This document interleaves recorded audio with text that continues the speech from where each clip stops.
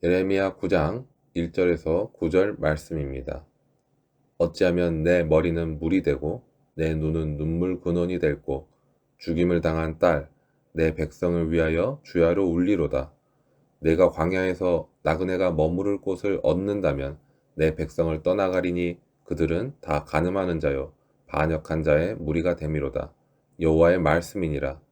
그들이 활을 당김같이 그들의 혀를 놀려 거짓을 말하며 그들이 이 땅에서 강성하나 진실하지 아니하고 악에서 악으로 진행하며 또 나를 알지 못하느니라.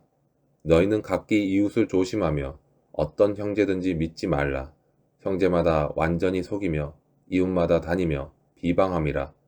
그들은 각기 이웃을 속이며 진실을 말하지 아니하며 그들의 혀로 거짓말하기를 가르치며 악을 행하기에 지치거늘 내가 사는 곳이 속이는 일 가운데 있도다. 그들은 속이는 일로 말미암아 나를 알기를 싫어하느니라. 여호와의 말씀이니라. 그러므로 만군의 여호와께서 이와 같이 말씀하시되 보라 내가 내 딸 백성을 어떻게 처치할꼬 그들을 녹이고 연단하리라. 그들의 혀는 죽이는 화살이라. 거짓을 말하며 입으로는 그 이웃에게 평화를 말하나 마음으로는 해를 꾸미는도다.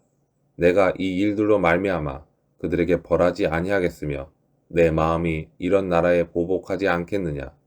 여호와의 말씀이니라. 본문에서 하나님이 슬퍼하시는 이유는 유다 백성이 언약 백성으로서 살아야 할 거룩한 삶을 상실했기 때문입니다. 그들은 하나님을 조금도 의식하지 않고 살았습니다. 이것이 그들이 타락했던 원인입니다. 하나님께서는 당신의 백성이 거룩하게 살기를 원하십니다. 유다 백성은 하나님의 언약에서 떠나 타락한 삶을 살았습니다. 이 일은 하나님을 슬프시게 했습니다. 예레미야는 하나님의 마음처럼 유다 백성의 타락을 슬퍼합니다.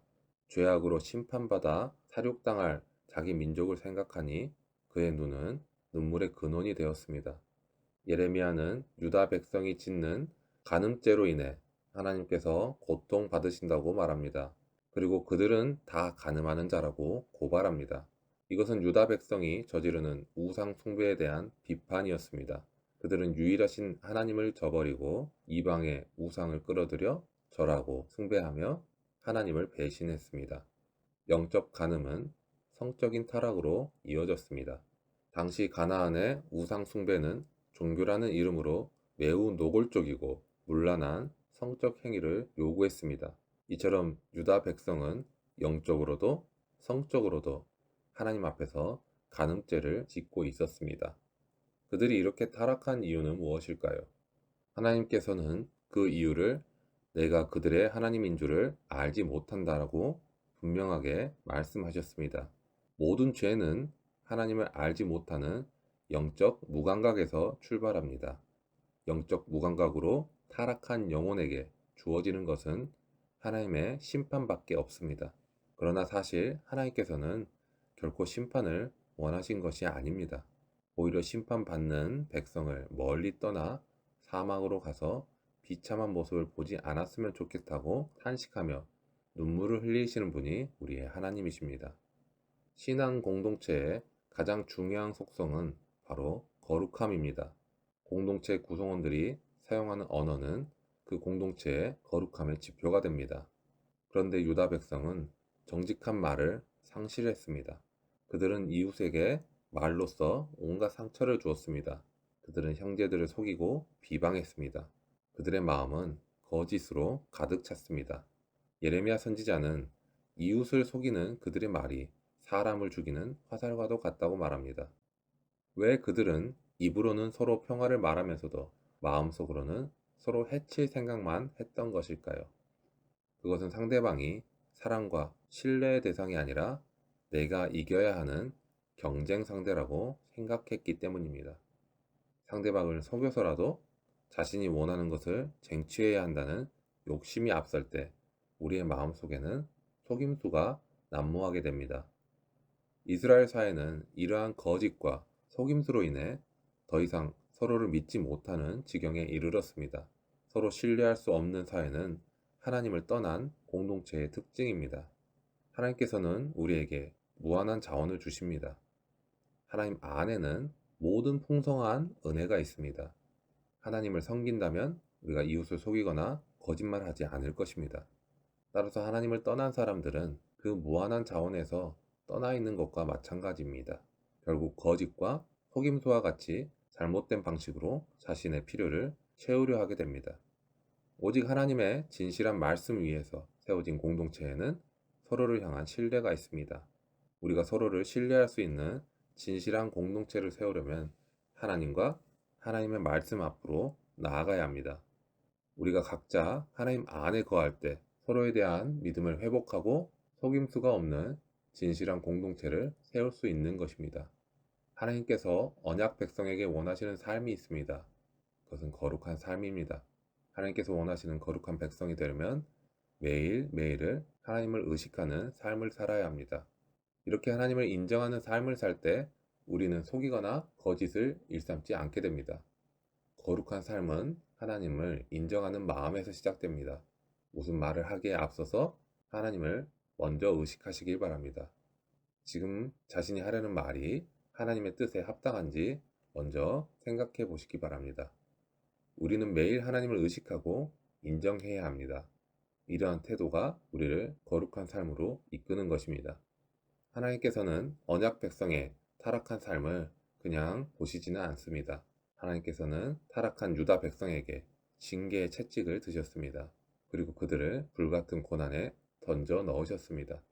고난의 불은 유다를 더럽힌 온갖 죄악의 찌꺼기들을 태웁니다. 그들은 그 속에서 다시 연단되고 새로워질 것입니다. 따라서 하나님의 징계는 언약 백성에게는 도리어 복이 됩니다. 고난의 불이 없으면 타락한 백성에게는 정결함이 다가오지 않는 것입니다. 하나님께서는 종종 우리의 삶에 징계 채찍을 드십니다. 그 이유는 우리의 삶에서 추하고 더러운 불순물을 제거하기 위해서입니다. 뜨거운 불 속에서 순금이 재련되듯이 하나님의 징계를 통해 우리는 순수한 믿음의 사람으로 다시 태어나는 것입니다. 타락하고 죄악으로 물든 삶에는 하나님의 징계가 필요합니다. 하나님의 징계는 언약 백성을 파멸시키는 것이 아닙니다. 그 징계는 범죄한 삶에서 돌이키도록 하시는 하나님의 사랑입니다. 우리는 세상의 죄악에 물들기 쉽습니다. 그래서 하나님은 적절한 징계를 통해 당신의 백성을 새롭게 하십니다. 그래서 징계는 저주가 아니라 은혜인 것입니다. 하나님은 징계를 통해 거룩한 삶을 회복하십니다. 당장은 징계를 기쁘게 받아들일 수 없겠지만 그것 또한 우리를 거룩하게 만드시는 하나님의 은혜라는 것을 기억하시길 바랍니다. 하나님의 징계는 사랑의 또 다른 표현입니다.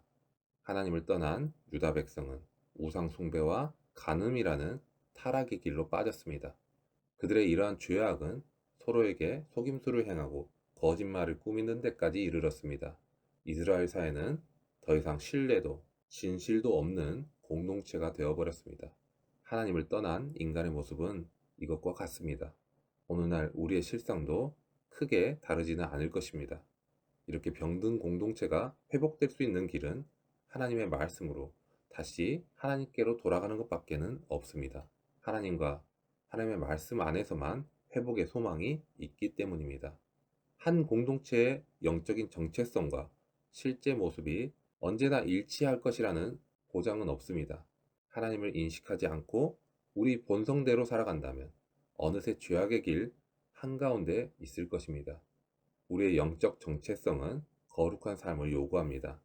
무슨 일을 하든지 하나님을 의식하시길 바랍니다. 그리고 징계가 있을 때 오히려 기회를 주심에 감사하시기 바랍니다. 그런 사람과 그런 공동체가 거룩한 길을 걷는 것입니다.